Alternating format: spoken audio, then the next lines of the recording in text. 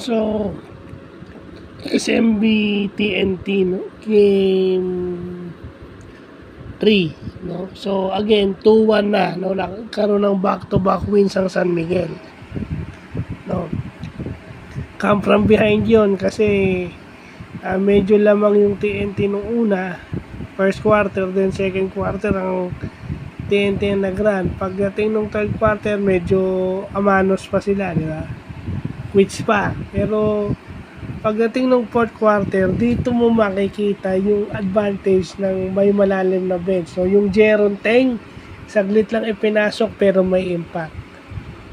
Pero yung TNT, ay yung San Miguel, found an antidote dun sa lalim ng bench ng TNT, no? Kasi akala natin si Junmar lang ang focus ng depensa, pero hindi, no? Inalaw nila na si Trollano at saka si Perez yung magdikta ng pace. Una sinimula ni Trollano, no?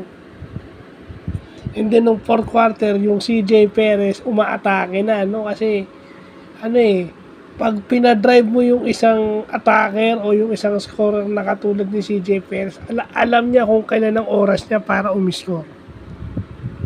So dahil doon, hindi siya nagdepensa ng TNT, yung Pajardo Perez pick, yung ball screen offense, yun ang nagpanalo sa San Miguel. Kasi tingnan mo, yung 4-point shot, switch yung kay Galinato. And then yung 3-point shot niyang sumunod,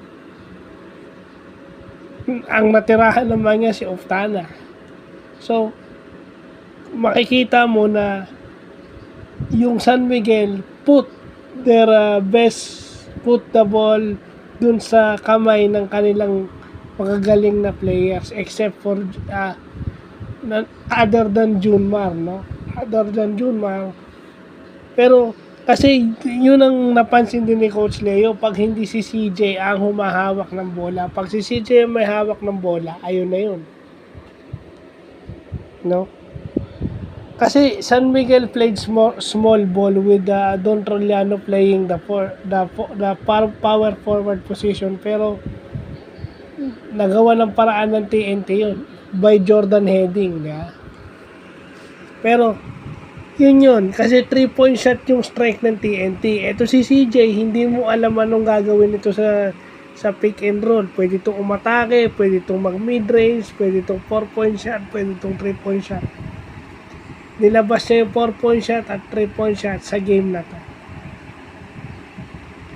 So, yun lang.